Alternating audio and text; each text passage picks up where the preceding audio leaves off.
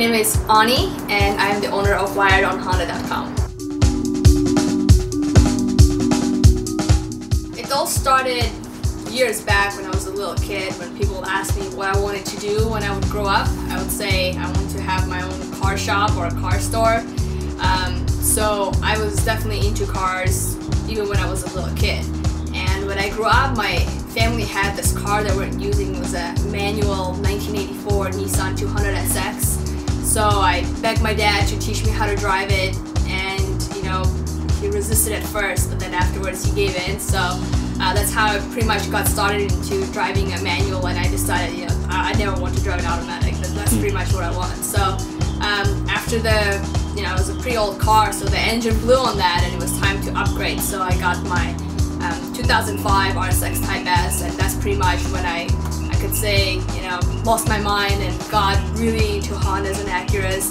So I started going to a lot of car events and talking to people about their cars. I was like, oh, I have this new car, it's so amazing, you have to see, let's talk about it. And it was really awesome connecting to these people, and I started taking a lot of photos at those events and posting on MySpace. Back then it was pretty big, actually, believe it or not. So after a few months I had about 4,000 or 5,000 friend requests, and I said, listen, maybe I'm onto something, let me start a site, I can make it a little more official. So that's how Wired Honda was born, and we still, up to this day, our photography is pretty much what brings people to the site.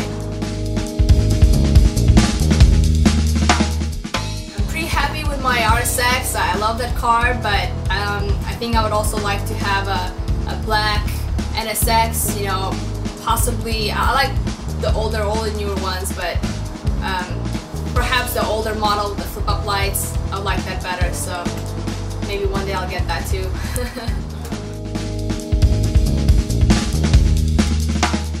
Well, currently I'm actually really busy working on organizing our 3rd annual Wired Honda meet. It's going to be at the Turbonetics location in Simi Valley, California. So it's definitely a lot of planning, a lot of work, but it's super exciting. And we're going to have a lot of vendors, we're going to have models, a DJ, a lot of cars. Rumor has it we might even have an In-N-Out food truck over there, so come down, have some burgers. Last year it was at K&N headquarters in Riverside. It was a pretty awesome turnout. We had over 250 cars, 22 or plus vendors, a lot of people. It was a lot of fun. So hopefully this year people can make it to Simi Valley and hang out with us and have fun too. Probably have to say Tanner Faust. I just like his personality and drifting skills, so I'd like to learn more about drifting perhaps. I would say definitely the people who are into Hondas and Acuras that wake up early in the morning and go to those events, take the time to polish those cars and put the upgrades on it early in the morning. So those are the people that inspire me. Without them I wouldn't really be doing what I do. It's all about them. It's all about meeting the new people and talking to them and discovering the passion that we all have for cars. I would like to thank definitely the people who helped me with Wired Honda. It would be the photographers, the writers, just anybody that supports me, who's there for me. I definitely wouldn't be able to do this without them. I really appreciate their help.